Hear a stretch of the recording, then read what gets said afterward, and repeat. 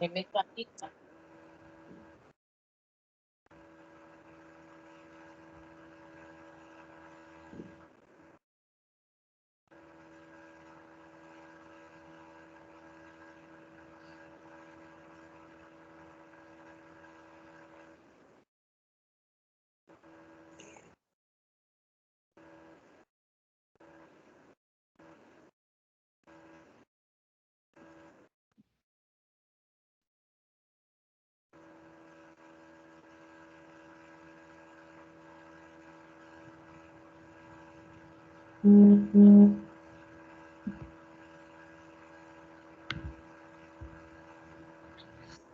Ok.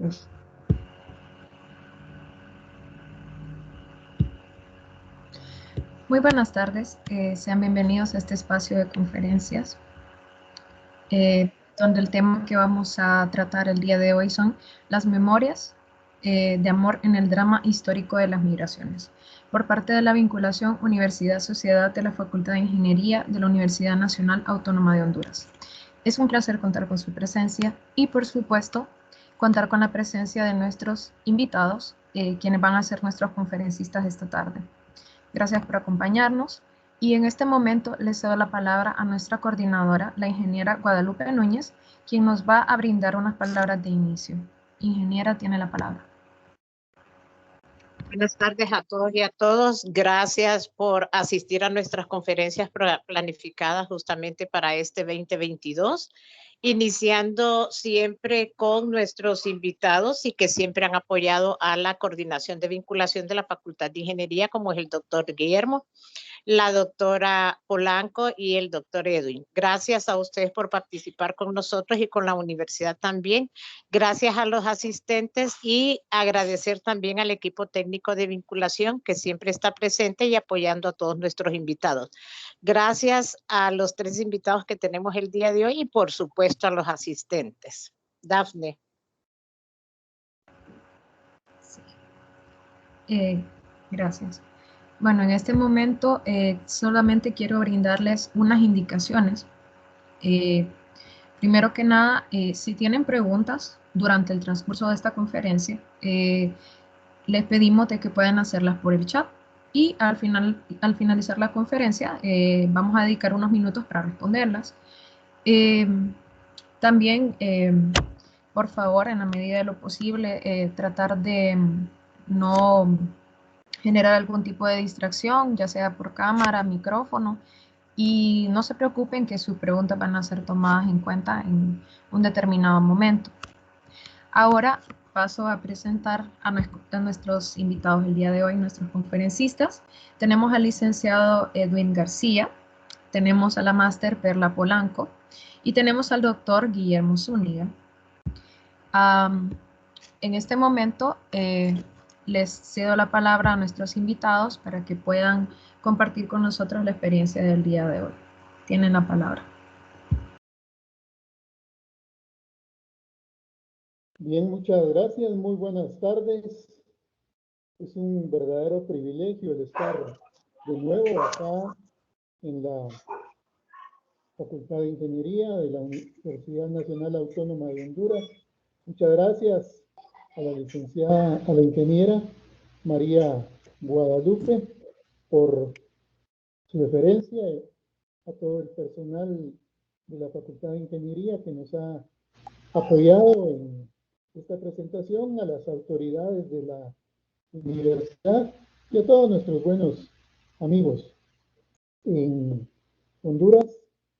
Reciban un cordial saludo desde Guatemala. Estamos en la Universidad de San Carlos de Guatemala y es un privilegio el poder compartir algunas reflexiones sobre el tema de un libro que recientemente entregamos a finales del año pasado, precisamente en diciembre. El título del libro es Memorias de Amor en el drama histórico de las migraciones, vivencias del padre Mauro Bercelet. Vamos a tener oportunidad de reflexionar un poco sobre este tema, algunos elementos que nos aporta. Sin duda, alguien se puede preguntar, bueno, pero otro libro más sobre migraciones, ¿qué va a aportar de diferente? ¿Qué va a indicar que no se haya dicho ya en otros trabajos? Siguiendo la Feria Internacional del Libro que se celebró en Guatemala en noviembre del año pasado, estuvimos atentos a las presentaciones de libros sobre migrantes y realmente podemos decir que lo que es excepcional, característico, son los testimonios. Los testimonios de muchas personas involucradas en el tema de las migraciones, pero que tiene otros elementos, otras variables, otros aspectos a través de los cuales podemos acercarnos más a reflexionar, a dimensionar sobre el tema. Y sin duda, pues tal vez dentro de nuestros oyentes, las personas que nos pueden sintonizar en esta tarde, más de alguien se le pudo haber ocurrido la idea de migrar. Entonces vamos a ver algunas implicaciones sobre esto. Tenemos acá una presentación previa a entrar al conversatorio que tenemos preparado para esta tarde. Vamos a ver las siguientes diapositivas, por favor. Muy bien, esta es la carátula del libro.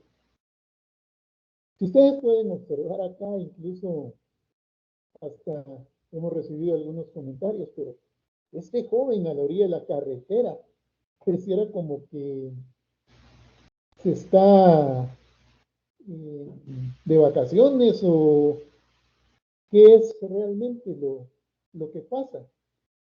Pero esto es parte de lo que ocurre en el tema de las migraciones, aún en el desierto. Estamos hablando de seres humanos, estamos hablando de personas, aún de jóvenes que tienen muchas aspiraciones, que tienen sueños, que valoran la vida de una manera tan importante, que incluso se atreven pues a poner en riesgo sus propias vidas. Este libro tiene 19 capítulos y cerramos el mismo, ya les vamos a indicar algunos de los contenidos que tiene con un tema que nos pareció importantísimo y que se refiere a la dimensión literaria. El leer, el nutrirse de esa poesía para los migrantes y encontrar que personajes como Pablo Neruda, Eduardo Galeano y otros más han dedicado bellas estrofas para compartir el tema de los migrantes. Realmente esto llega hasta lo más profundo. La siguiente.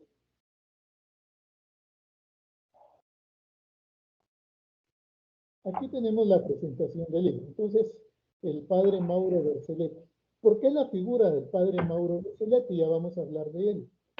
Un misionero nacido en Brasil, trabajó en Estados Unidos, en México, estuvo presente en varios países, siempre con el tema de los migrantes. Y durante 23 años, él fue el director de la Casa del Migrante en Guatemala y en El Salvador, trabajando en los dos lugares simultáneamente. Pero hay algo más. No solo se trata de decir el director de la Casa del Migrante, se trata de una persona apasionada, con un profundo amor y un tremendo sentido de humanidad hacia las familias migrantes. Entonces, esto es lo que se trata de rescatar en el libro. La siguiente.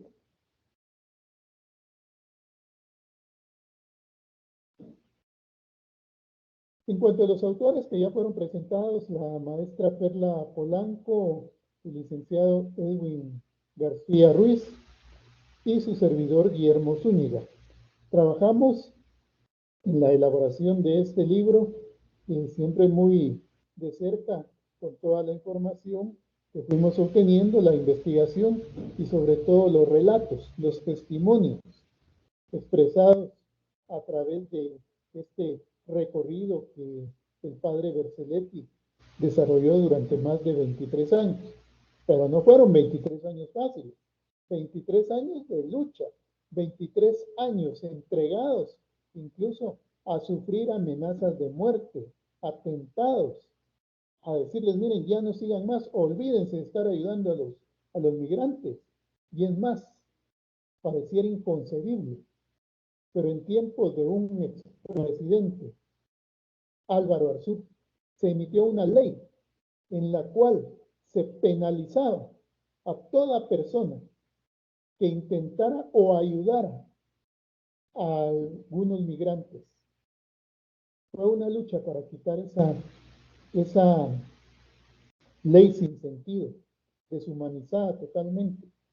Y entonces, sufriendo saqueos, sufriendo un montón de persecución, la Casa del Migrante continuó con su papel.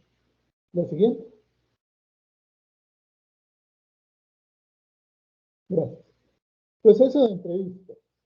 Fue muy interesante el que nos compartiera, el conocer de cerca, porque no fue una persona que solo acompañara desde su escritorio, desde su oficina, que acompañara a las caravanas, que viera la situación de lo que se estaba dando, los riesgos que se daban en toda la travesía, desde los grupos, las caravanas que últimamente, frecuentemente salieron desde San Pedro Sula, los peligros en el lado hondureño, en Guatemala y sobre todo en México, en donde existen testimonios realmente desgarradores. Por favor.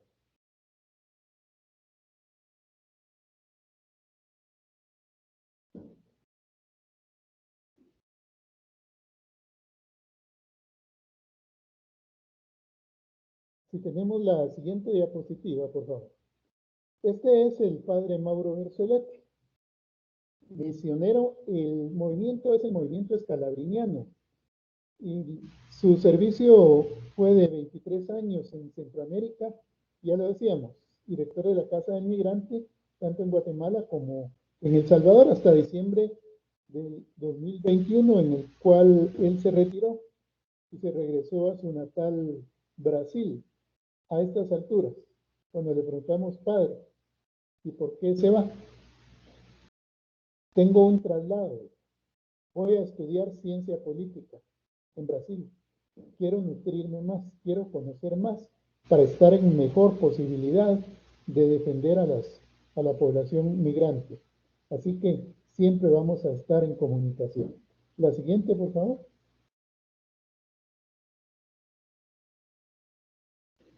Él obtuvo varios reconocimientos. Es decir, las cosas no se hacen para ser reconocidos, pero dentro de lo que hay que destacar fue declarado personaje del año, personaje más significativo, 2018 en Guatemala. Reconocimiento de la Procuraduría de los Derechos Humanos y el reconocimiento social, el reconocimiento de la población. Cuando encuentras que la población reconoce lo que has hecho por una causa noble, por una causa justa, entonces no es tan fácil encontrar personas que trabajen en esa línea, porque si vemos en el tema de la política quedamos tremendamente decepcionados, o aún en otras actividades, en donde cada quien solo piensa en su interés y beneficio personal, pero ese interés social por encima de las necesidades personales, eso realmente es algo muy importante y digno de reconocer. La siguiente, por favor.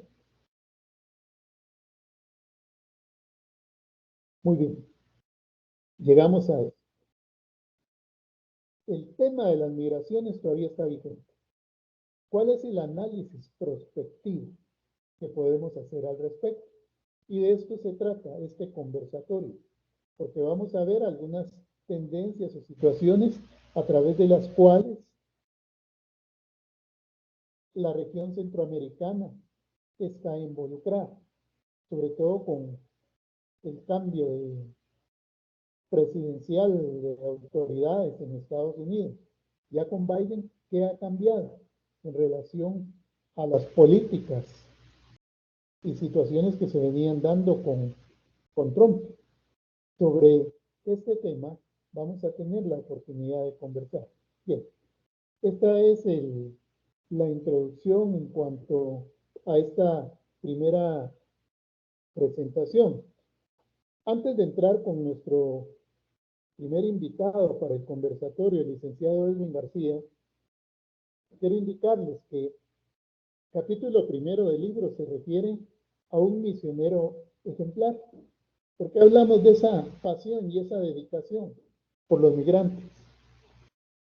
El capítulo 2 aborda las migraciones en un contexto mundial y desde cuándo se vienen dando. En el reino animal, nosotros encontramos también migraciones frecuentes de aves. Y en todo esto hay un propósito.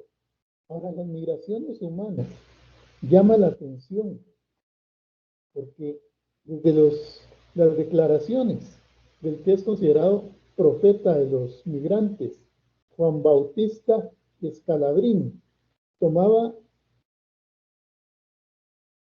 al migrante como un ser humano en toda su dimensión y decía, la patria de este migrante es donde va a radicar y tiene todo el derecho a vivir con dignidad y con libertad. El padre Mauro Berzoletti expresó, ningún muro o estrategia van a detener los flujos de migración, porque nuestros gobernantes no han hecho las cosas bien. Y aquí es donde se necesitaba carácter, rectitud, para enfrentar directamente el problema y sus causas. El siguiente capítulo, el capítulo 3, trabaja el tema de la casa del migrante, el papel que hacen en apoyo de estos grupos. Capítulo 4, las migraciones en el marco de la globalización. Es un tema interesante, ya vamos a hablar de esto. Capítulo 5, sobre la niñez y lo que se le llama el interés superior. El capítulo 6, políticas públicas. Lo que hay un tema digno de reflexionar, porque carecemos de políticas públicas encaminadas realmente a ser cumplidas y a llevar el acompañamiento hacia los migrantes. Capítulo 7, puentes de humanidad, frontera, esperanza y realidad. Capítulo 8, el tema de las mujeres migrantes. Capítulo 9, migración y descuido de la casa común. Capítulo 10, leyes migratorias. Capítulo 11, movilidad humana. 12, realidad centroamericana. 13, iluminación bíblica pastoral. 14, caravana, fronteras, muro, represión. 15, derechos humanos en el mundo de la migración. 16, migraciones. En tiempos de pandemia, COVID-19. El 17, la Biblia en el contexto migratorio, tal como era la filosofía del padre Berzoletti. Capítulo 18, dichosos los migrantes, ojos de la calle. Y el 19, dimensión literaria, sobre el cual vamos a tener la oportunidad de volver compartiendo algunas frases de personajes, tanto de la calle, de los poetas que hablamos, como de los propios migrantes, porque en las caravanas van artistas, van músicos, van literatos, van poetas. Entonces, es una riqueza de oportunidades, de capacidades, las que se ponen de manifiesto en cada caravana. No es un grupo de gente molestosa, no es un grupo de gente que nada más va a ver qué cambio tiene. Hay situaciones muy profundas y causas a través de las cuales se tienen que poner todo el interés, el cual les ha sido negado a nivel de nuestros propios gobiernos. Muy bien, el licenciado Edwin García Ruiz está con nosotros. Entonces, vamos a tener una primera introducción con él en relación a lo que se refiere al tema de la migración, sus características y sobre todo los alcances que ha tenido y cosas importantes que se encontraron en esta investigación. Por favor, licenciado Edwin García Ruiz.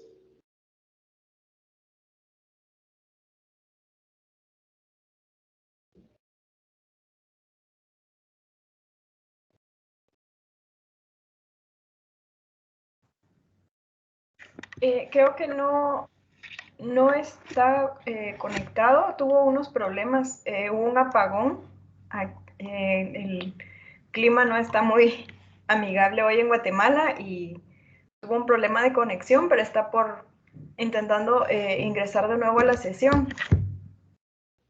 Gracias, Perla. Entonces vamos a aprovechar acá con la maestra Perla Polanco. Ella, en cuanto a los elementos, los temas más relevantes que fueron encontrados, evidenciados en esta investigación para que ella nos comparta. Adelante, por favor. Muy buenas tardes, muchas gracias por la invitación. Esperamos que este conversatorio pues permita abrir nuevas inquietudes entre los participantes sobre un tema que, como bien decía Guillermo, ha sido ampliamente trabajado desde muchas perspectivas, pero que al mismo tiempo permanece. Y algo que después de terminar todo el proyecto del libro y conocer un poco más al padre Mauro, platicábamos sobre precisamente qué aporta, ¿verdad?, este trabajo. Y algo que yo le comentaba a Guillermo era, bueno, si bien en el libro lo abordamos como una problemática social, en sí la migración, desde la perspectiva escalabriniana, no es en sí misma un problema. Es decir, los migrantes no deberían ser vistos como problemas sociales, sino la migración es un derecho humano y casi todos en algún momento de nuestras vidas o incluso dentro de nuestras propias historias familiares hemos tenido que movilizarnos de un territorio a otro, ya sea dentro de las fronteras de nuestros países o fuera de ellas, y no es que movernos de un lugar a otro sea problemático en sí mismo, sino que llega, o sea, hay circunstancias políticas, hay circunstancias económicas que permiten que se construya un problema social. En este caso, la mayoría de trabajos abordan las migraciones desde un enfoque económico, es decir, lo ven como en función de la distribución y el acceso a recursos. Y en este sentido, bueno, se empiezan a construir discursos en los cuales los migrantes están disputando esta distribución de recursos. También hay otros enfoques en los cuales ven en los migrantes una solución, por ejemplo, los programas para migrantes trabajadores, y que son el principal grupo que aparece, por ejemplo, en las legislaciones internacionales de derechos humanos sobre migración, van enfocadas a la protección de trabajadores migrantes. Pero nosotros lo estamos planteando más bien desde un enfoque de derechos humanos y no solo desde un encuadre legal, sino para ver esta circulación de personas, este movimiento que es natural del ser humano, como ese derecho, que es un derecho innato, que es algo esencial al ser humano. Y también es importante entender que si bien hay diferentes tipos de migración, y quizá la más difícil como de comprender o de tratar y abordar socialmente es la migración irregular, como mencionaba en el ejemplo de las caravanas, que se trata de migrantes que salen de sus países e ingresan o traspasan las fronteras nacionales sin la documentación requerida para circular en estos espacios. Entonces se les denomina como migración irregular porque sus documentos no están en orden. Pero si bien hay algunas, digamos, están pasando por alto algunas de las normativas en los países receptores, esto no quiere decir que transgredan o que pierdan, más bien. Sí están transgrediendo, pero esto no hace que pierdan sus derechos humanos, porque esos son innatos. Si bien al estar de manera irregular dentro de un territorio, pierden algunas garantías que ese territorio le da a sus ciudadanos. Por ejemplo, podría ser tener un documento de identidad, tener acceso a la seguridad social, pero no pierden ese derecho a que se respete su vida, que se respete su dignidad, que tengan derecho a la salud. Si en algún momento tienen una afección que pueda estar afectando su vida y que dependa de una intervención médica, no pierden ellos ese derecho. Y los estados deberían garantizar, o deben garantizar, más bien los estados parte de convenios internacionales, principalmente de las Naciones Unidas, deben garantizar a los migrantes en su territorio el acceso a estos derechos. Y sobre todo cuando son poblaciones más vulnerables. Y digamos, mi interés en particular o el grupo con el que yo he trabajado un poco más de cerca, que son mujeres y niños, son de los grupos más vulnerables que hay dentro de todo el conjunto de migrantes. Y lamentablemente, bueno, ha evolucionado la migración, así como las políticas internas y externas, tanto nacionales como internacionales, han ido cambiando. También las personas nos adaptamos a las circunstancias y la migración no está fuera de estas transformaciones, y entonces en los últimos años ha aumentado considerablemente la cantidad de mujeres y niños menores de 18 años que realizan su tránsito migratorio irregular sin acompañamiento, en el caso de los menores de edad, sin acompañamiento de adultos. Igual en el caso de las mujeres, anteriormente lo más usual era que viajaran para encontrarse con, ya sea con su pareja o con sus padres, que ya habían migrado antes que ellas, pero actualmente se ve como muchas mujeres tienen que salir de sus hogares y ellas convertirse en las proveedoras o en el sostén de sus núcleos domésticos en el país de origen. Es decir, ahora las mujeres ya empieza a romperse de alguna forma, no es que existiera así como tal, pero había esta idea o esta construcción social de la mujer vinculada al espacio doméstico y la mujer como encargada del cuidado de los niños, de los ancianos o de personas enfermas.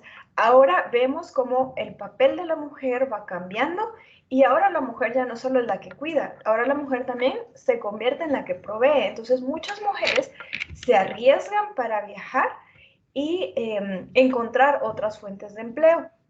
También el caso de los niños y niñas no acompañados, anteriormente se daba en menor medida, pero ahora incluso hay centros de detención para menores de edad, migrantes, que están en espera de que sus procesos de retorno se concluyan. Entonces, son de los más vulnerables y bueno, como sociedad hemos sido estremecidos por historias muy trágicas en las cuales niñas y niños han fallecido en custodia de estos centros, principalmente en Estados Unidos, y allí es donde entra la labor de los misioneros escalabrinianos. Por ejemplo, la existencia de la Casa del Migrante es como un oasis en ese desierto que estas personas experimentan en su travesía para llegar a un territorio.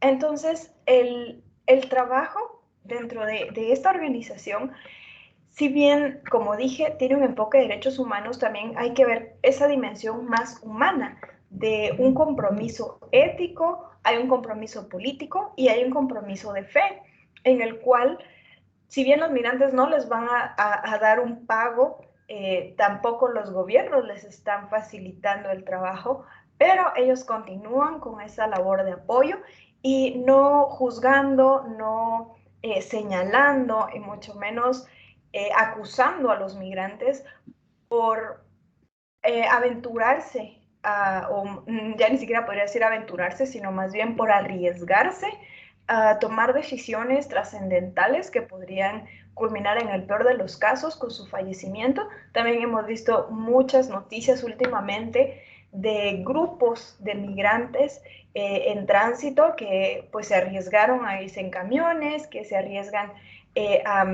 a irse caminando. usan diferentes medios de transporte y obviamente no son seguros, de manera que en estas organizaciones como la Casa del Migrante se les recibe, hay un acogimiento que pues busca darles la mayor cantidad de apoyo posible, con comida, hospedaje, si se necesita alguna atención médica pues muy urgente, darles información, en fin, hay situaciones incluso que podrían parecer como tan sencillas como darles ropa o algún abrigo, pero cuando estas personas están en el tránsito, esa acción que para nosotros podría parecer muy pequeña, para ellos es muy significativa.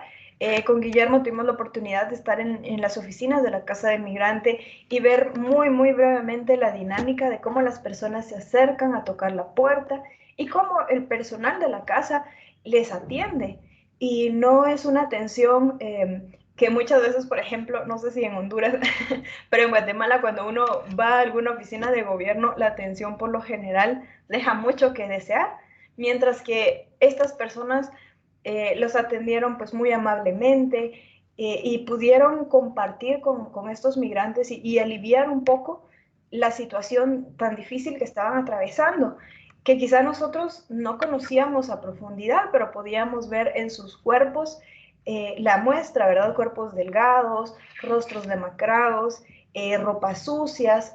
Entonces, darle ese carácter humano y ponerle rostro, ponerle nombre, no solo decir el problema de la migración, sino que llamar, por ejemplo, en el libro ahí retomamos algunos testimonios, ponerle nombre Paulina, Josué, o sea, son nombres que nos hacen como más, nos conectan más con estas historias y por eso incluso el título del libro, ¿verdad? Memorias de amor, suena así como más cercano al sentido humano o al emotivo, que es más que verlo como en sí un problema económico o un problema político o un problema de lo que ustedes quieran, el adjetivo que quieran ponerle.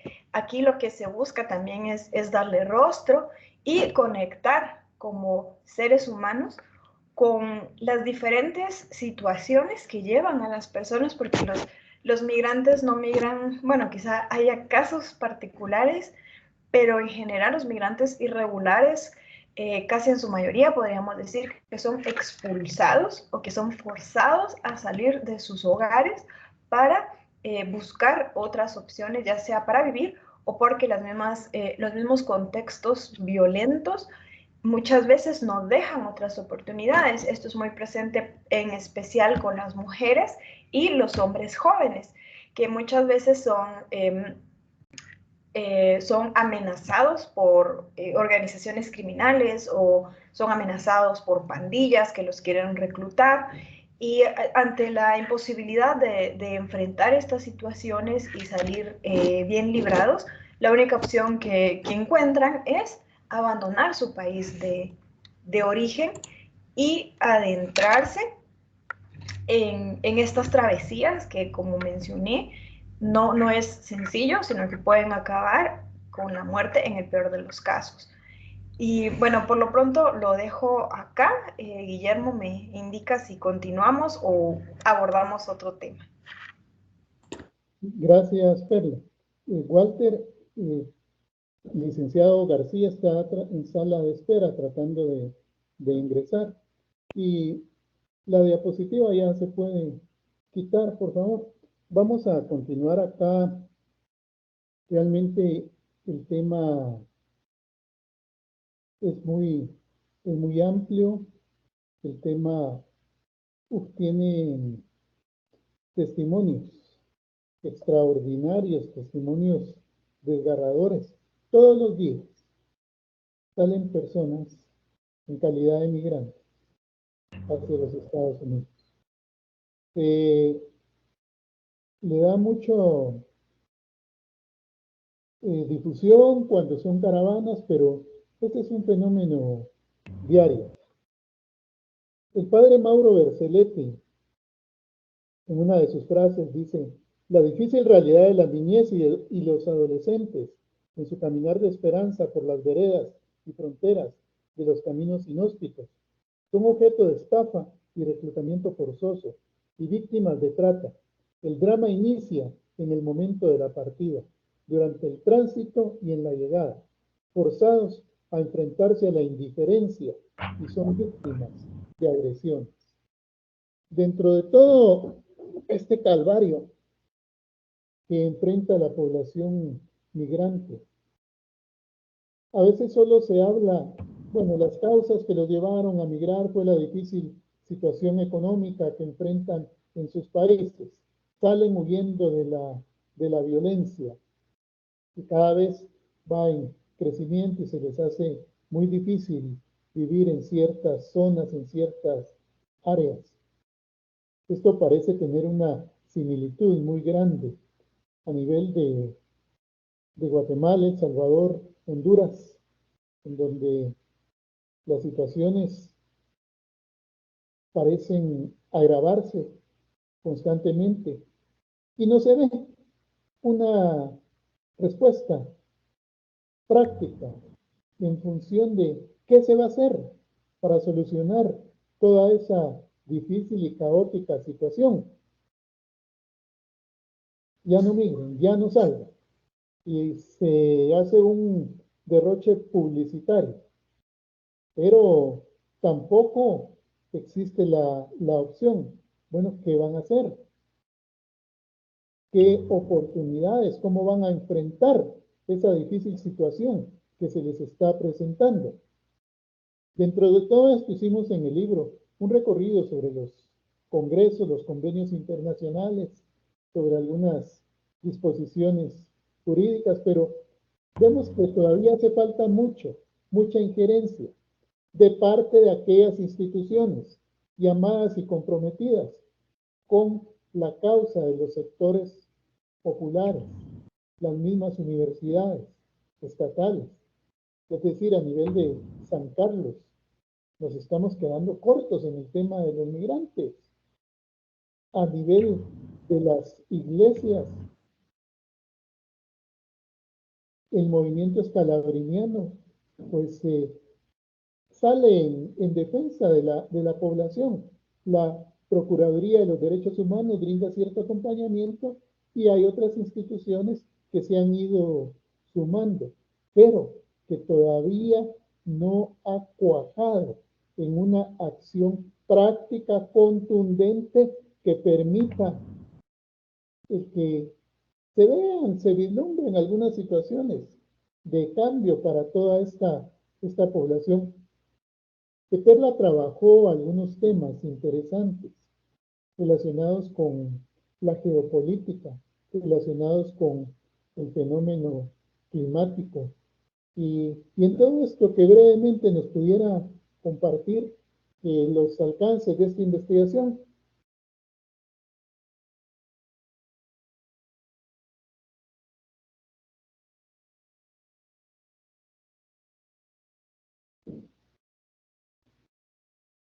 ¿Se escucha, Perla? Perdón, no escuché. Me aparece aquí un mensaje que hay problema con la red. Te quedaste congelada un ratito por ahí, Perla. Sí, perdón, me aparece un mensaje acá en la pantalla que tengo problemas con la red. El clima no está colaborando. Muy bien, en lo que se mejora la situación, ya está Edwin por acá. Entonces, después de varios problemitas ahí técnicos, ya pudo ingresar.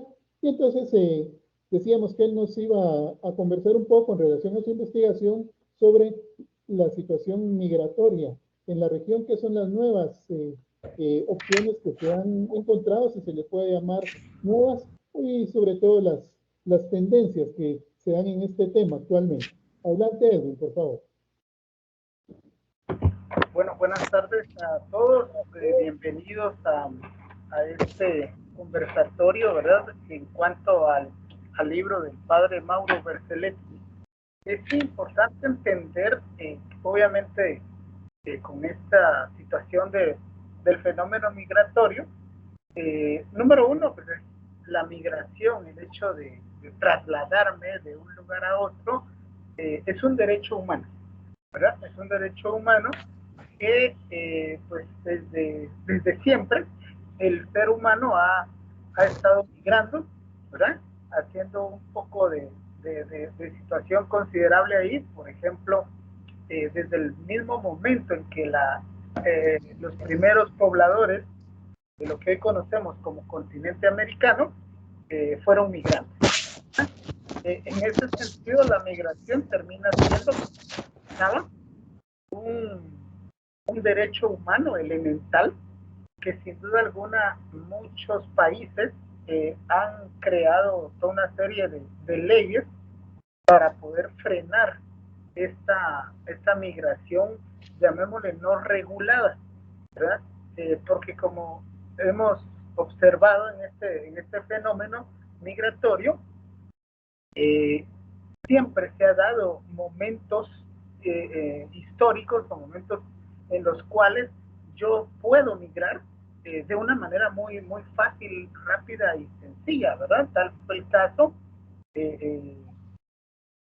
Dos casos muy importantes que se dieron hace un par de años, realmente cuando el expresidente estadounidense, Donald Trump, inmediatamente tomando posesión, 3-4 días siendo el presidente recién de Estados Unidos, va a firmar un decreto en el cual prohíbe el ingreso de 6 países o de personas con nacionalidades específicas, ¿verdad? De algún momento, en algún espacio podría ser hasta racista ese fenómeno de no dejar a estos 6 países con tendencia religiosa distinta a la nuestra, ¿verdad? Que fueron con tendencia musulmana. Pero también en su momento, ¿verdad? ¿Cómo se llama? La primer ministro, la ex primer ministro de Alemania, Angela Merkel, fue muy categórica y ella ¿verdad? Ella permitió el ingreso a Alemania para este tipo de ciudadanos. Entonces veamos cómo en alguna medida toda esta legislación, no solo global, sino que también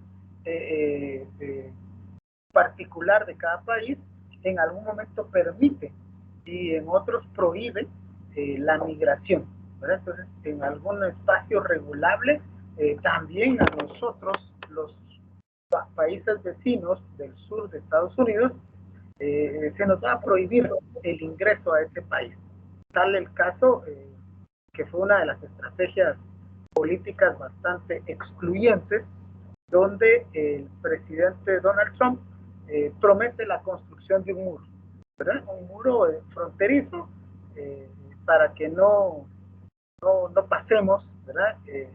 En algún momento personas inmigrantes. Lo que llama más la atención es que en algún momento nosotros como países debemos de organizarnos y de tener esa lucha colectiva por la libre migración, llamémosle de esa manera, y tal vez hasta da risa, cólera y tristeza que pues nuestro expresidente de Guatemala, Jimmy Morales, se le ocurrió ofrecer mano de obra barata para la construcción de ese muro. Entonces aquí podemos observar varios elementos de análisis muy importantes. Primero, algunos toman el tema de migraciones muy en serio. Saben perfectamente bien que se debe de frenar la migración o de regular la migración, porque puedo hacerlo por medio de un espacio, y muchos conciudadanos hondureños han logrado obtener un estatus migratorio, ¿verdad? Con los famosos TPS, cuando pueden demostrar alguna situación en contra de su nacionalidad o de su estatus en el país. Y lo otro, pues podemos observar que hay hay otros mandatarios que simplemente no le interesan, como el caso del presidente Evo Morales, ¿verdad? Porque en su periodo presidencial no tuvimos ningún avance más que la regulación del Código Migratorio que ya el anterior presidente Otto Pérez Molina tenía avanzado en el legislativo, ¿verdad? En el Congreso, y entonces tuvo que aceptar aceptar y aprobar y publicar el nuevo código, el Código Migratorio, ¿verdad? Y de ahí no tuvimos ninguna política pública que nos refiriera a ese tipo de acciones, y como ustedes pueden observar, en el tiempo de pandemia, una caravana de migrantes hondureños parte de Honduras hacia Guatemala, y nuestro actual presidente se le ocurrió mandar a las fuerzas policiales a frenar, ¿verdad? Olvidándose totalmente de que tenemos un convenio de movilidad transitoria, ¿verdad? Los países del Triángulo Norte, entiéndase, El Salvador, Honduras, Nicaragua y Guatemala, ¿verdad? El famoso CA4, en donde podemos movilizarnos sin ninguna pena durante 90 días. Entonces son estos fenómenos interesantes porque ha permitido entonces, si algo de nuestra idiosincrasia debemos replantear, es que somos muy creativos, ¿verdad? Entonces, lastimosamente, utilizamos esta creatividad por necesidad en el caso de saber cómo poder migrar o cómo llegar hasta un lugar. Y la nueva fórmula que empezamos en estas caravanas migrantes, pues es con toda la familia. Lastimosamente, hemos podido observar desde niños en edad de brazos, ¿verdad? Con los papás atravesándose toda Guatemala, ¿verdad? Para lograr llegar a México y luego lograr transportarse y tratar de llegar a Estados Unidos. Esto ha generado, pues como les digo, acciones bastante interesantes en cuanto a movilidad, ¿verdad? Hemos sido bastante solidarios en el sentido del acompañamiento que se da, y esto ustedes lo pueden leer en el libro Cómo Casa del Migrante. En el caso de Guatemala y El Salvador, ha apoyado, bueno, también la de Tecunumán, ha apoyado a nuestros hermanos migrantes para facilitar, ¿verdad?, un poco más la llegada o la movilización de cada uno de ellos. ¿Algo más? Gracias. Y para continuar tenemos algunos minutos porque luego es importante conocer las preguntas, las reacciones de nuestros amables escuchas en esta tarde. Es un tema por demás interesante. Eduardo Galeano, al referirse a los migrantes, dice: les han robado su lugar en el mundo, han sido despojados de sus trabajos y sus tierras. Muchos huyen de las guerras, pero muchos más huyen de los salarios exterminados y de los suelos arrasados. Los náufragos de la globalización peregrinan inventando caminos, queriendo casa, golpeando puertas, las puertas que se abren mágicamente al paso del dinero se cierran en sus narices. Algunos consiguen colarse, otros son cadáveres que la mar entrega a las orillas prohibidas o cuerpos sin nombre que yacen bajo tierra en el otro mundo a donde querían llegar. Bien, brevemente vamos a pedirle a Perla que nos comparta en relación al tema que ella investigó sobre las variables del clima, la geopolítica y qué incidencia tiene todo esto con el tema de las migraciones. Sí, pues como ya mencionaba, ¿verdad? El tema de la migración se transforma, y una de las digamos, novedades, o una de las de los temas que actualmente está cobrando mucha vigencia y sobre todo a partir de que el Papa Francisco lo pusiera sobre la mesa, es cómo el cambio climático está afectando la movilidad humana. Anteriormente decía que vasta literatura sobre este tema tiene un enfoque económico. Otra literatura tiene un enfoque legal, pero muy poco se ha escrito para asociar los efectos del cambio climático y de muchos desastres naturales en la movilidad y sobre todo un concepto, una categoría política empieza a emerger en la actualidad y ya es tema de discusión en algunos ámbitos, principalmente académicos, y es el concepto de refugiados climáticos forzados. Y este concepto, esta categoría, como digo, se está empezando a presentar en ámbitos políticos porque cuando los migrantes llegan a un territorio, muchos tratan de regular su estadía y salir de esta categoría de migrante irregular o transgresor de las leyes o de las normativas en la nación de destino. Y una de las estrategias es solicitar refugio o solicitar asilo. Sin embargo, para que estos trámites den marcha, tiene que haber, o sea, hay ciertos requerimientos. Uno de ellos es que haya un motivo de fuerza mayor por el cual salió de su lugar de origen. Muchos casos, principalmente de migrantes centroamericanos, tienen que ver, como mencioné antes, con pandillas, con crimen organizado, con amenazas de muerte, extorsión. En el caso de las mujeres hay otra particularidad que pueda ser la violencia intrafamiliar, que también pueda llevar amenazas a la vida o a la integridad de la mujer y sus hijos, por lo cual decide trasladarse a otro país. Pero en el caso de los migrantes climáticos, perdón, de los refugiados climáticos, no necesariamente es aceptado porque las causas pueden ser un poco confusas. Es decir, las causas por las cuales deciden salir de su territorio para migrar. Por ejemplo, un campesino o una familia campesina que se enfrenta a una sequía por la cual pierde sus cosechas, podría parecer como que es un motivo económico por el cual está migrando. Sin embargo, esta sequía puede ser resultado del cambio climático que estamos experimentando y que muchos pues todavía niegan que existe, a pesar de que nuestros territorios podemos dar cuenta. En el año pasado, sin ir lejos, en los últimos años las tormentas han sido más frecuentes. Incluso no sé cómo está Honduras, vi un comentario por ahí que también tienen algunos problemas con respecto al clima y que están afectando nuestras comunicaciones.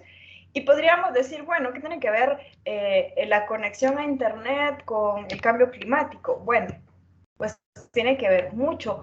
Y el problema es esa desconexión o esa comprensión aislada del problema. Y bien, el calentamiento global produce todo tipo de fenómenos climáticos, algunos son más evidentes, por ejemplo, los huracanes, las tormentas, el deshielo, la subida del nivel del mar, pero hay otros como la desertificación que parecen no estar asociados, pero sí lo están. Entonces, principalmente las personas que trabajan en la producción directa, como mencioné, podrían ser los agricultores, o que viven en áreas que antes no eran de riesgo, pero ahora lo son, por ejemplo, en las zonas costeras, y que pueden perder sus medios de subsistencia debido a una catástrofe provocada por, como mencioné, pues por los cambios en el calentamiento, perdón, por el calentamiento global y los cambios que trae a las diferentes formas de subsistencia. Entonces, pueden verse como separados, pero al final de cuentas sí hay una conexión y que lleva a que estas personas pierdan sus medios de vida y tengan que buscar otros.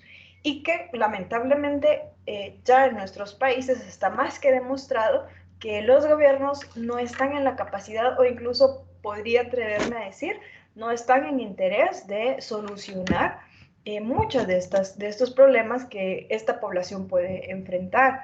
otro problema también que tiene que ver, que puede parecer no tan directamente relacionado, pero al final de cuentas, mucho del calentamiento global tiene que ver con el tipo de producción capitalista en el cual se da actualmente, y la producción incesante y el uso de combustibles fósiles que sirven pues para lo mismo, ¿verdad? Para la producción de bienes, de mercancías, para nuestro traslado.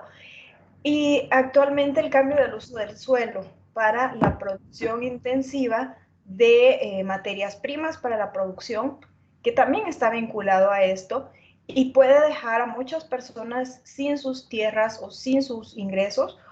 También hemos visto catástrofes como cuando hay derrames de petróleo. Entonces hay muchos problemas que tienen que ver con el ambiente, pero que afectan directamente a las personas y que están conectados a las grandes empresas productoras y que parecerían muy lejanos, pero al final cuando los vamos siguiendo el rastro, resulta que sí están conectados y sí están expulsando a las personas de sus hogares.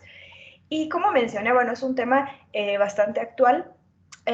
Quizá pueda resultar un poco más de interés para los estudiantes de la Facultad de Ingeniería, ¿verdad? Encontrar estas conexiones de cómo las formas de producción que parecerían ser más eficientes al final de cuentas, tienen un impacto humano y están teniendo un costo que las empresas no están pagando, sino que lo están pagando estas personas que tienen que arriesgar su vida en estos traslados, y también que hay otros interesados en aportar para que estas personas puedan encontrar en algún lugar, ahí sí que en algún lugar que no sabemos en dónde, durante su tránsito, puedan encontrar refugio y esas condiciones para vivir dignamente, que a la que todos como seres humanos deberíamos tener. Bueno, tenemos un derecho esencial, pero que lamentablemente no todos tenemos el acceso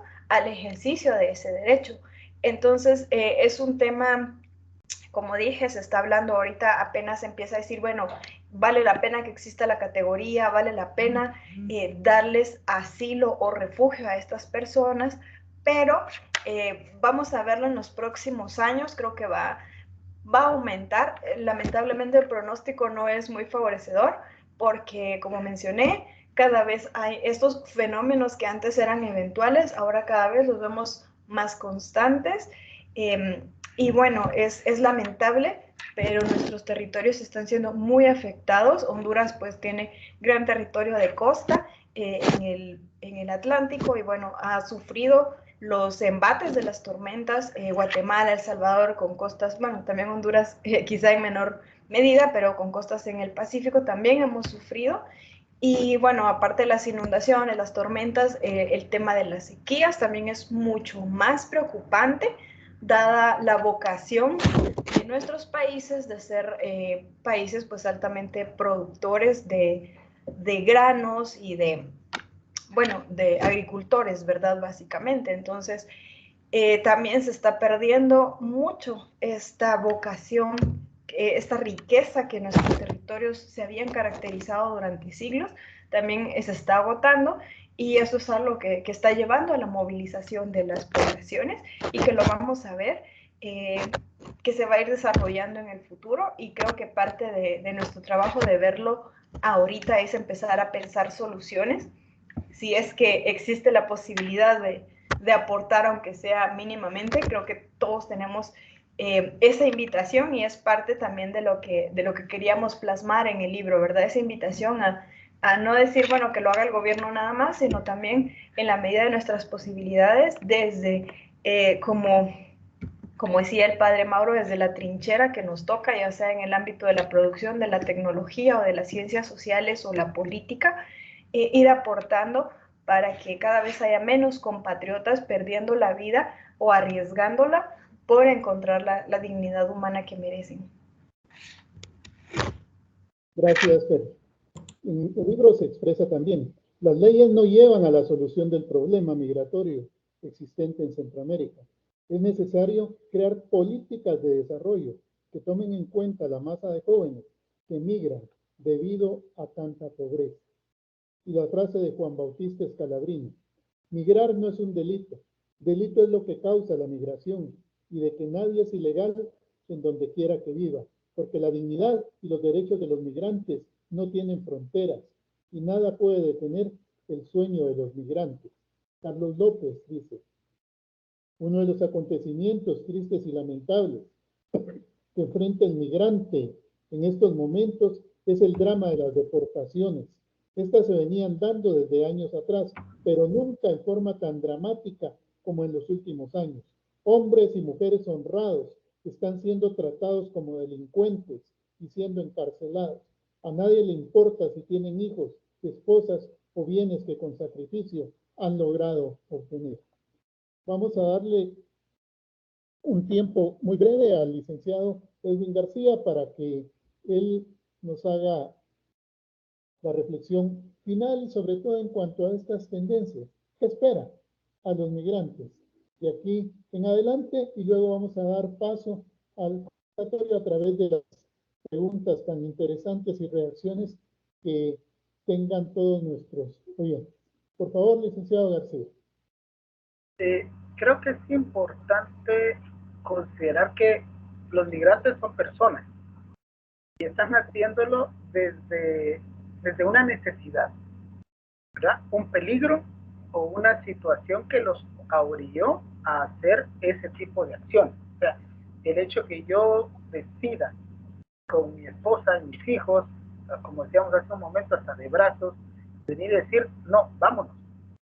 Aquí no encontramos nada bueno. Hay un pequeño problema, ¿verdad? No solo estructural, sino que también deja uno algo, ¿verdad? Entonces la parte sentimental, la parte de identidad del terruño que se deja, del espacio, y esto muchas veces lo podemos ver plasmado con algunos que han migrado y que en la medida de lo posible les va bien, aunque tengan 30, 40, 50 años de ser migrantes, y puedan estar ellos en un estatus migratorio irregular en distintos países, pero al momento de fallecer, ¿verdad? Al momento de fallecer vienen y dicen, miren, y hasta lo dejan en su testamento, o le dicen a su familia, o le dicen a sus amigos, por favor, cuando yo me muera, regrésenme a enterrar a mi pueblo, ¿verdad? Esa identidad del pueblo, o esa identidad hacia la tierra que lo vio nacer, es muy importante también entender que no se migra por el simple hecho de querer migrar y por sabor y antojo, se migra por necesidad, se migra porque nuestros países o nuestros estados, nuestras instituciones no han tenido la capacidad de gestión para crear políticas públicas, como dice un capítulo ahí, ¿verdad? En el libro, no han tenido la capacidad de crear políticas públicas desde los más pequeños y de cuidar nuestro derecho más elemental, ¿verdad? En el caso de Guatemala, y alguno de ustedes hondureños me pueden decir en qué artículo de su constitución, pero en el caso de nosotros es el artículo 2, que el Estado es garante de darnos seguridad, de darnos trabajo, de darnos educación, y no solo de darlo, sino de que sea una manera digna. Y al final de cuentas, nuestra constitución dice que debe de darse el bienestar integral o el desarrollo integral de cada ciudadano. Por eso es importante entender que si quienes nos van a gobernar no tienen esa capacidad de gestión, no tienen esa capacidad de servicio, y el simple hecho de buscar el bien común, creo que muchos de ellos no deberían ni siquiera de participar, ¿verdad? En la política partidista, buscando un ¿cómo se llama? ¿Verdad? Buscando un puesto político, un puesto público. Y como lo hemos visto, no somos ajenos a todo este espacio, y ahí tal vez quisiera, para ir terminando, Walter, si nos presentas la diapositiva, en la presentación 2, ahí hay unas imágenes, pues obviamente el migrante no es no se va más allá de eso, ¿verdad? O sea, el migrante está ahí, el migrante simple y sencillamente necesita ser atendido, el migrante necesita que le pongamos esa necesidad y lo cataloguemos como la primera persona, ¿verdad? Que se ve en cada una de nuestras acciones, ¿verdad? De tal manera que es importantísimo generar políticas públicas, ¿verdad?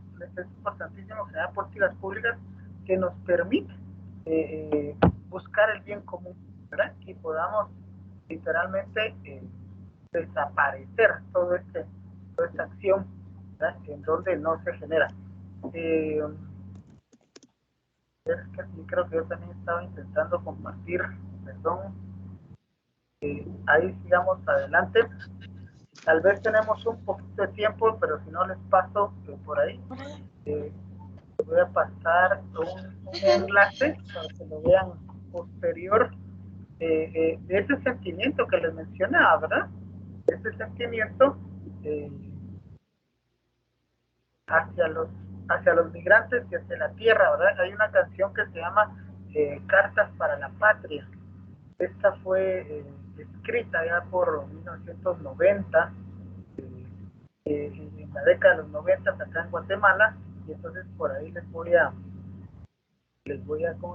compartir el enlace para que ustedes la escuchen, ¿verdad? Y la analicen en algún momento que puedan y puedan entender esa necesidad de ¿cómo se llama, verdad? Esa necesidad de migrar y ese sentimentalismo que se da hacia nosotros o hacia la tierra que nos dio nacer, ¿verdad?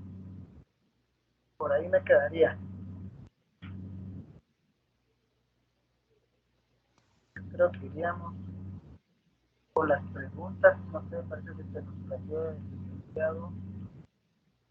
Bueno, muchísimas gracias al licenciado Edwin, a la máster Perla Polanco y al doctor Guillermo por la experiencia que nos han enriquecido el día de hoy, realmente todo lo que han compartido. Y precisamente en este momento vamos a compartir las opiniones o los comentarios que tienen nuestros participantes. Primero tenemos, nos dicen, habiendo visto de primera mano el trayecto que recorren los migrantes, ¿qué políticas públicas creen que podrían proponer en cuanto a derechos humanos?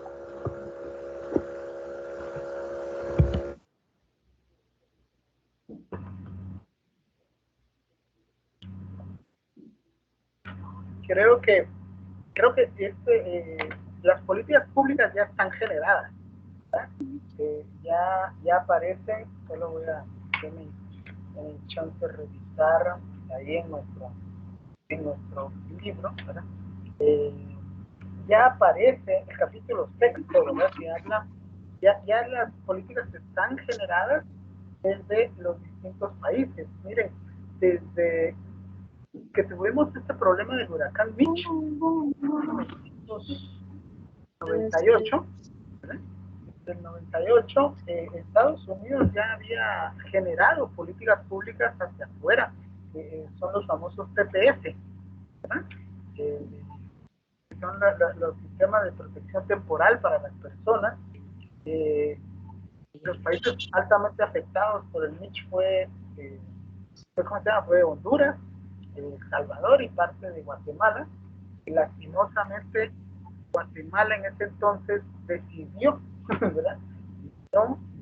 no aceptar los TPS, ¿verdad? Entonces vean, fíjense que de la cantidad de gente que ha migrado de Guatemala a Estados Unidos en los últimos años, incluyendo en tiempos de pandemia, nosotros estábamos totalmente cerrado el país, pero Estados Unidos nos mandó una cantidad gigantesca. Las estadísticas asustaban porque a la semana nos devolvían entre 2.000 a 3.000 migrantes indocumentados en Estados Unidos. Y ojo, este dato fue solo en Guatemala. Para El Salvador y para Honduras casi no, o sea, por no decir no devolvieron, ¿verdad? No hubieron retornados en el sentido de que les protegía el TPS. ¿verdad? Y ya llevamos 24 años con el TPS, y Guatemala en algún momento quiso, miren, por favor, acéptennos, dennos el TPS. Estados Unidos nos dijo no. Entonces, desde ese momento ya Estados Unidos tiene políticas internacionales. Hay o ACNUR, que es otra el brazo que trabaja con las Naciones Unidas para la protección de derechos humanos, refugiados y todos ellos, también proponen, ¿verdad? Todo este tipo de políticas públicas a nivel internacional, y el PNUD, ¿verdad? Para el caso de Guatemala y Centroamérica, se han generado informes de desarrollo humano. Voy haciendo todo. Sí. Están contentos. Bueno, eso nos alegra mucho. Entonces, genera estos informes de desarrollo humano, ¿verdad? Que se vienen dando desde la década de los 90, y hay no me recuerdo ahorita, no sé si eso en el 2016 o 2018, no tengo el dato, en donde nos habla sobre estas políticas públicas para la reducción de migración, ¿verdad? Donde nos sugiere hacia dónde vamos. Pero para el caso de Guatemala, lo que nos hace falta es voluntad política, ¿verdad? O sea, hay muchas organizaciones. Casa del Migrante estuvo trabajando mucho en el acompañamiento para este código migratorio, por ejemplo, ¿verdad? El padre Mauro nos comentaba que él trabajó más de 5 años haciendo lobby, lo que le llaman internacionalmente, convenciendo a los diputados, convenciendo al presidente, convenciendo a ministros para que cambiaran el código migratorio. Al final se logra, pero todavía ahora es ponerlo en práctica. No es solo de venir y estigmatizar al migrante, es crear oportunidades, es crear recursos, es crear fuentes de trabajo. Lo dejo así como en puntos suspensivos para que ustedes echen su investigación. El Plan Alianza de la Prosperidad, ¿verdad? Esta era una de los planes de política internacional que a los 3 países del Triángulo Norte nos iban a favorecer en cuanto a la generación de empleo, que era la zona fronteriza, El Salvador, Honduras y Guatemala, ¿verdad? Así que yo por ahí me quedaría. Tenemos una siguiente participación por parte de Perla Araceli Rodríguez. Nos dice, ¿qué acciones se pueden implementar para bajar las cifras de migración, además de las que ya se conocen, como mejorar la educación, más oportunidades de empleos, etcétera?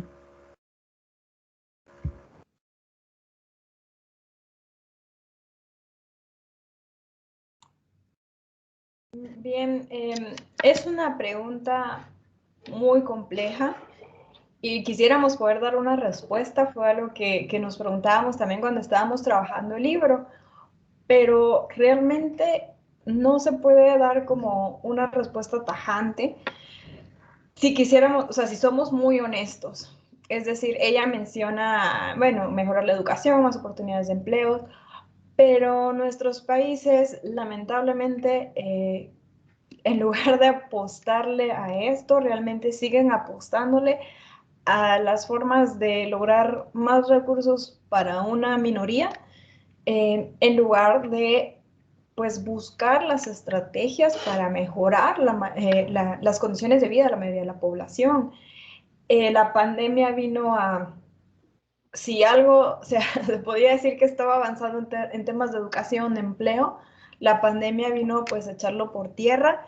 Nuestros países, que ya eran bastante vulnerables por ser muy dependientes de la economía internacional, fueron los primeros en verse afectados por la recesión económica. De ahí que, a pesar del riesgo de los contagios y en los momentos más, digamos, más crudos de la pandemia, las personas no se detuvieran y las caravanas continuaran, porque igual era como, si nos quedamos aquí, de todas formas, si no morimos de COVID, vamos a morir de hambre. Entonces, a veces estamos en una situación en la que difícilmente podemos imaginar la forma en que viven las personas para llegar a estos extremos, pero realmente son formas de vida en las que o arriesgas todo o te quedas sin nada, ¿verdad? Entonces, por supuesto que lo ideal sería que nuestros gobiernos invirtieran mucho más en garantizar no solo el acceso a la educación, sino de qué nos sirve seguirnos educando si luego tenemos un título y no hay ofertas laborales. O si hay suficiente oferta laboral, pero las condiciones de empleo son bastante, incluso a veces denigrantes, porque ya ni siquiera ofrecen prestaciones, ya no son contrataciones estables, sino por periodos muy cortos de tiempo y bastante irregulares. Entonces, o sea, una cosa lleva a otra, están encadenadas. Y sí se necesita una transformación, o sea, bastante grande, no solo a nivel político, a nivel social, e incluso nosotros que no estamos en la política, tendemos a estigmatizar, como ya mencionaba Edwin, a señalar y a rechazar a los migrantes y a culparlos. No voy a decir que tampoco quiero romantizar a los migrantes como que son personas que de pronto no realizan acciones impropias, pero también tenemos que tratar de ser empáticos y de no solo señalar, sino también tratar de pensar en qué llevó a las personas a esto, ¿verdad? Y sí, por supuesto, invertir en la educación, en el empleo. Y no sé si puedo pasar a la siguiente pregunta, que es la de Lisandro Enríquez.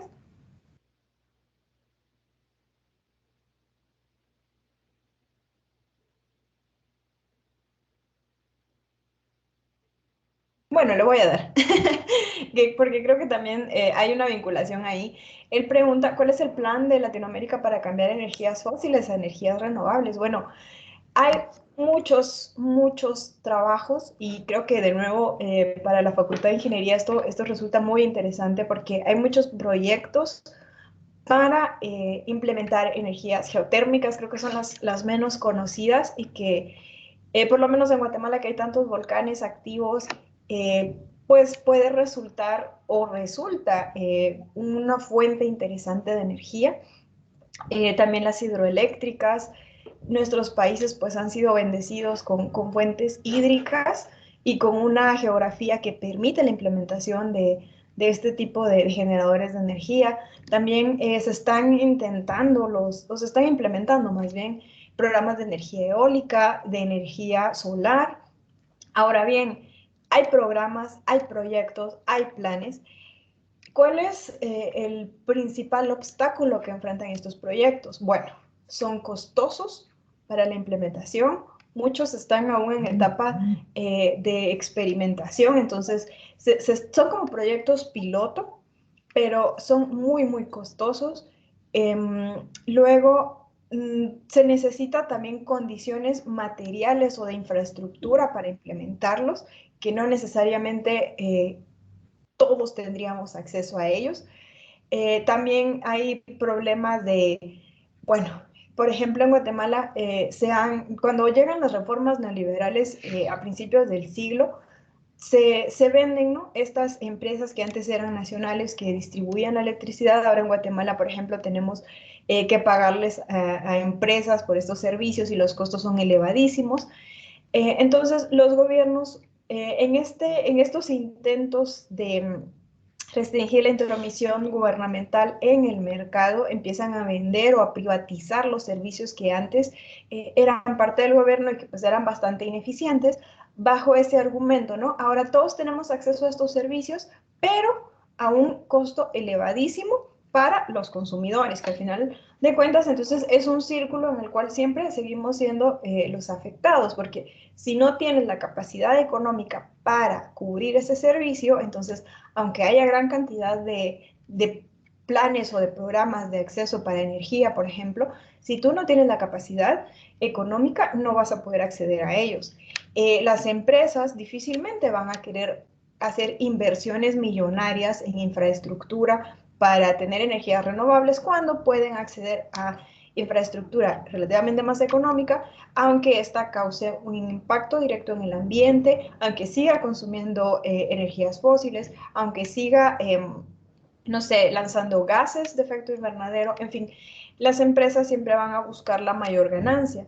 Y es esa mentalidad capitalista la que impide que realmente se vea que a largo plazo la inversión en las energías renovables va a reducir los costos en el consumo, pero es a muy largo plazo. Entonces, se encuentra como algunos de los obstáculos, por ejemplo, en Guatemala, incluso en las viviendas, los calentadores solares o los paneles para generar energía, definitivamente le reducen a uno el consumo, pero desembolsar, no sé, alrededor de $1,000 para comprar los paneles e instalarlos, es algo que no cualquiera puede realizar. Entonces, preferimos seguir pagando los $25 mensuales de energía o no es que prefiramos, sino que nuestras condiciones no nos permiten hacer, o sea, comparar, ¿no? El costo-beneficio, por lo menos para la mayoría de personas. Entonces, estos son algunos de los obstáculos, algunos de los planes, y creo que también hay una invitación para ustedes a seguir investigando y en la medida de las posibilidades proponer también. Creo que es parte de nuestra formación universitaria proponer nuevas formas de conocimiento. Así que, bueno, lo dejo por ahí. Tenemos una opinión que dice: creo que para bajar las cifras de migración es necesario recuperar la institucionalidad del país y que el Estado ejerza sus funciones primarias de protección a sus ciudadanos. La migración, ya sea en caravanas o por medio de becas, es un signo de la falta de oportunidades que ve la juventud en el país. Definitivamente compartimos estas reflexiones. Es evidente que no se le ha dado el mejor trato, el mejor acompañamiento ni las mejores decisiones. Uno de los primeros pasos es dimensionar la importancia que las migraciones han tenido para cada uno de nuestros países. Tanto Guatemala, El Salvador, Honduras. El renglón que ingresa por parte de los migrantes, lo que son las remesas, sostiene gran parte de la economía. En Guatemala pasa a ser el primer renglón de la economía. Los migrantes son quienes sostienen en gran medida la economía de este país, por encima de todas las otras actividades. Entonces, su participación en la vida económica del país es fundamental. Las leyes deben ser definitivamente estructuradas. Es que aquí no se puede hablar sobre un tema de políticas públicas separadas para la migración. Esto es parte del desarrollo integral del país. Y en la medida que no exista esa visión de cambio, esa visión de conjunto para que cambien muchas de las situaciones, vamos a seguir con políticas hasta ridículas, que se persiga, que se encarcele a los coyotes, porque ellos son los responsables del fenómeno migratorio. Entonces, a estas alturas, eso ya no es procedente. Aquí tenemos que hablar de situaciones de cambios muy profundos, pospandemia sobre todo, lo que ha dejado, lo que ha cambiado, las situaciones que se han dado.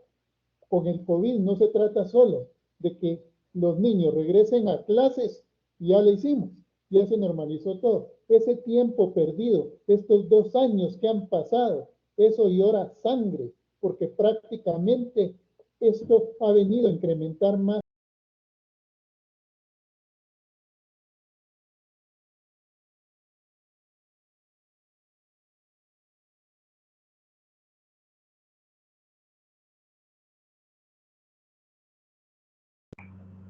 Creo que no podemos escucharlo, doctor Guillermo.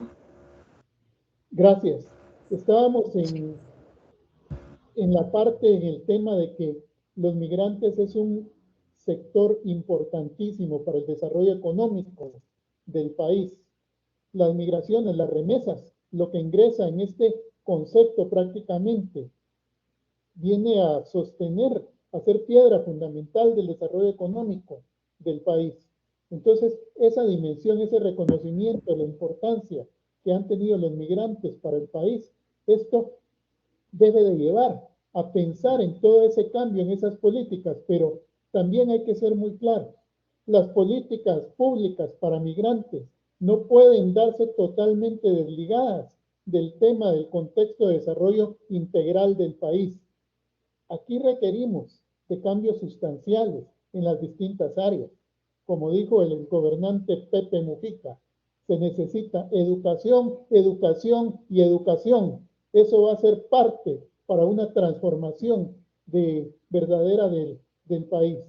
Entonces, no se debe continuar solo sacando legislaciones, disposiciones hasta cierto punto ridículas, perseguir a los coyotes, encarcelarlos, porque ellos son los responsables de las migraciones, donde se va a pensar que esto nos viene a resolver la situación. Entonces, este es un tema de política de Estado, es un tema trascendental, es un tema de largo alcance y es un tema que todavía demanda de acciones más inmediatas. Todo lo que hemos sufrido en la pandemia, 2 años y más que han golpeado tremendamente el desarrollo no solo económico, sino humano, social, vivencial en cada una de nuestras poblaciones. Con el hecho de que los niños regresen a clase, no es suficiente para decir, ya nos estamos recuperando. 2 años que lloran sangre, 2 años de tristeza, 2 años en los cuales no se vislumbra cómo vamos a recuperar todo esto. Las demandas actuales son mayores. Ahora este tema cobra más vigencia y aquí es el llamado a las instituciones, a las universidades, a los entes que realmente están en respaldo de apoyo de los movimientos sociales, pero que definitivamente esto es necesario, esto urge hacerlo, porque si no, vamos a seguir con la misma situación que hemos enfrentado hasta la actualidad. No sé si hay algo más, comentarios, preguntas. Yo creo, me parece que ya no hay ningún comentario, pero yo creo que es importante acotar algo. El último comentario hablaba sobre la institucionalidad del país, y obviamente se está refiriendo a Honduras, y creo que todos tenemos ese mismo problema de la corrupción, ¿verdad? Estamos en una condición insoportable de una cantidad de políticos que se están aprovechando no solo de la ignorancia de nuestros ciudadanos, sino que también están partiendo de esa demagogia que siempre ha caracterizado a muchos malos políticos, pero la corrupción se ha despuntado en los últimos años, y obviamente con la pandemia, en el caso de Guatemala y sin duda alguna en Honduras y toda Centroamérica se ha visto peor, ¿verdad? Es importante atacarla, ¿verdad? Identificar a esas personalidades que aunque vistan piel de oveja, pero son lobos rapaces y que lo único que andan buscando es seguir bajo esa condición de corrupción, ¿verdad? Nosotros hemos tenido a lo largo de los últimos 12 años, tal vez un poco más, gobernantes que solo han llegado a lucrar y a robar. Entonces, somos ese foco de un país tan corrupto que eso ya, como decía el doctor Zúñiga, ya llora sangre, ¿verdad? Creo que la riqueza que tenemos en nuestros países es explotable de una buena manera para el beneficio colectivo, pero mientras tengamos, esto va a estar difícil. Y nuestro ambiente político, nuestras situaciones políticas a futuro pintan para peor, ¿verdad? Lastimosamente, ustedes están empezando ¿cómo se llama? Un gobierno, ¿verdad? De Para Castro, el cual se ve prometedor, ¿verdad? Pero nosotros estamos en Guatemala, ustedes son los que están bajo esa cosa, y de repente dentro de unos 3, 4 años podemos hablar si fue bueno o fue malo. Y nosotros el próximo año tenemos elecciones también, y entonces recuperar esa institucionalidad no está simple y sencillamente con decirla, luchemos y hagamos, sino que está pues obviamente activando, nosotros como ciudadanos, activar en cada una de las esferas que nos corresponde, y pues tratar de limpiar toda esta situación de corrupción que nos atañe. Muy bien, tenemos una última participación. Además de atender la migración como derecho humano, ¿qué retos se deben atender respecto a la carga social que esto representa para el país destino?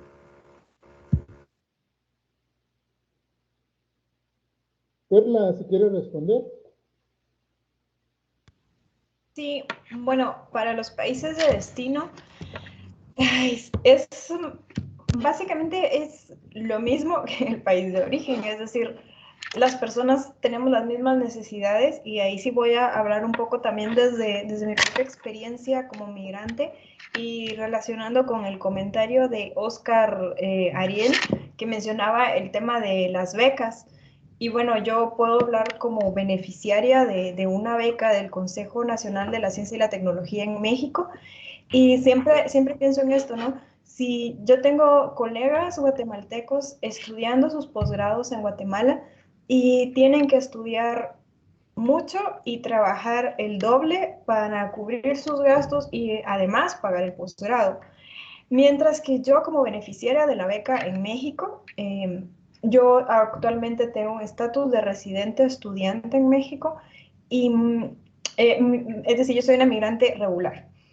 Pero lo mismo, yo recibí los beneficios del acceso al seguro social, ahí sí que prácticamente puedo acceder a todos los beneficios que tienen los ciudadanos, ir al seguro, bueno, como migración, recibir todos los beneficios.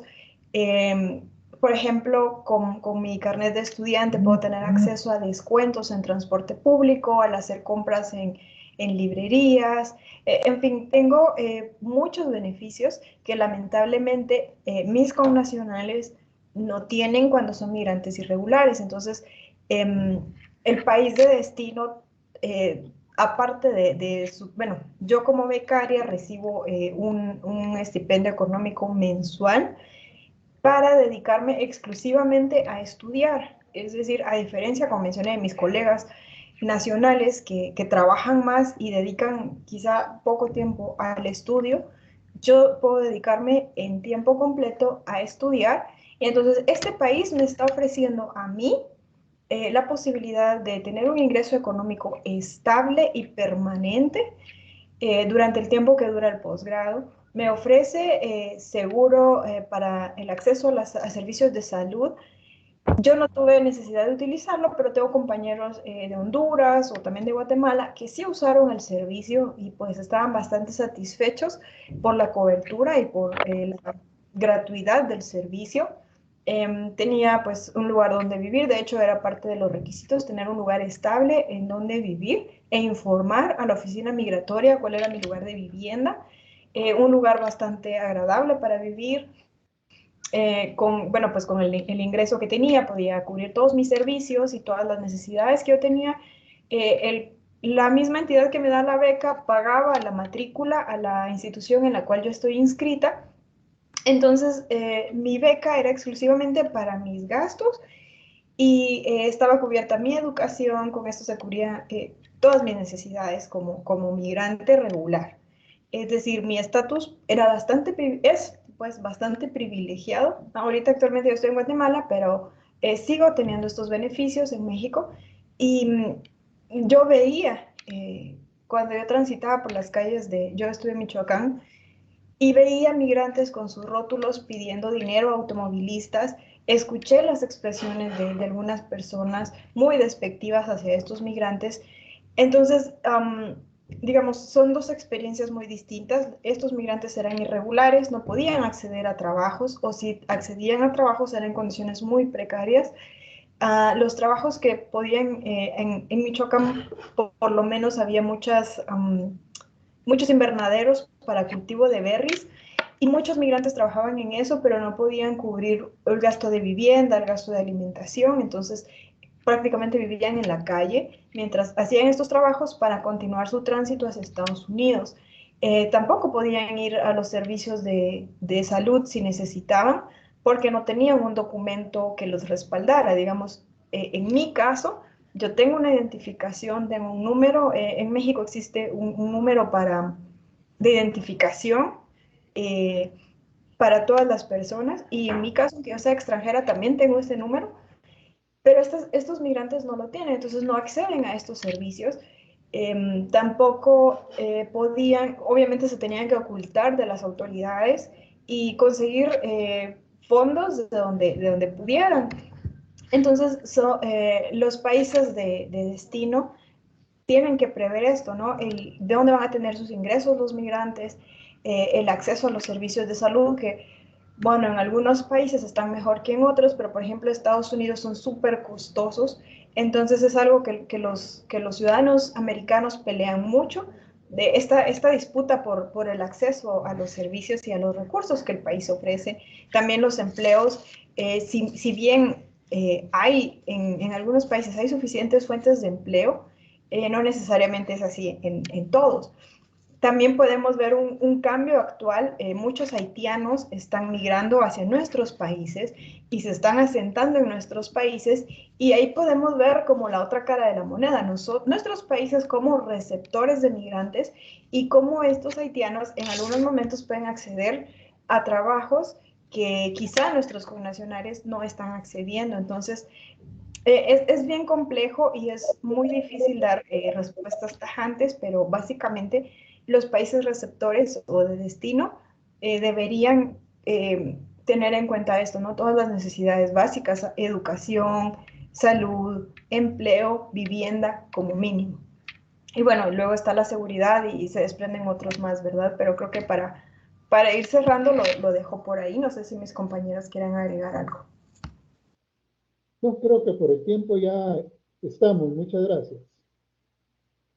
Bueno, nuevamente, de parte de la vinculación, agradecerles a cada uno, agradecerle al licenciado Edwin, a la máster Perla y al doctor Guillermo nuevamente por habernos compartido este momento tan importante, esta experiencia y todo lo que pudieron pues condensar, porque sabemos que es un tema sumamente amplio, muy importante y realmente estamos invitados, ¿verdad?, a conocerlo, a investigarlo, a colaborar también en esto.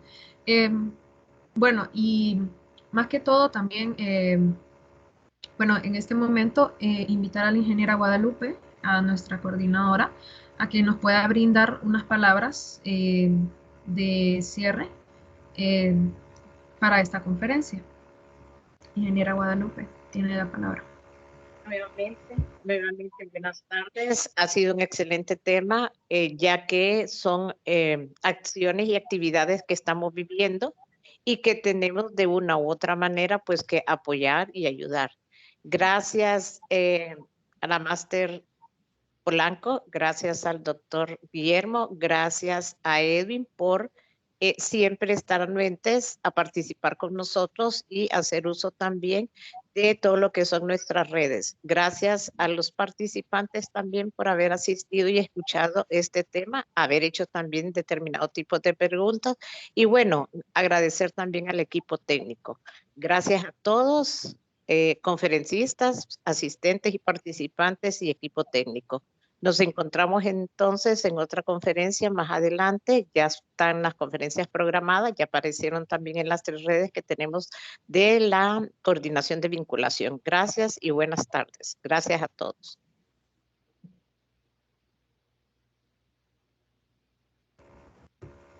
Así es, gracias, buenas tardes.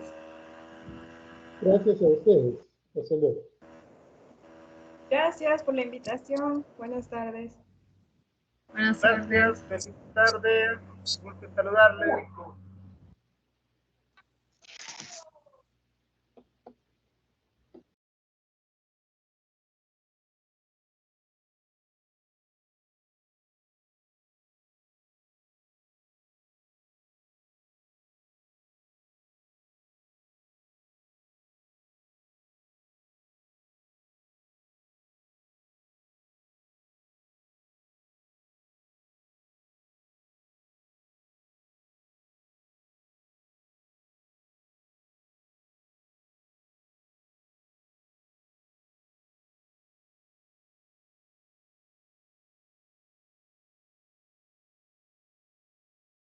Dafne y Walter.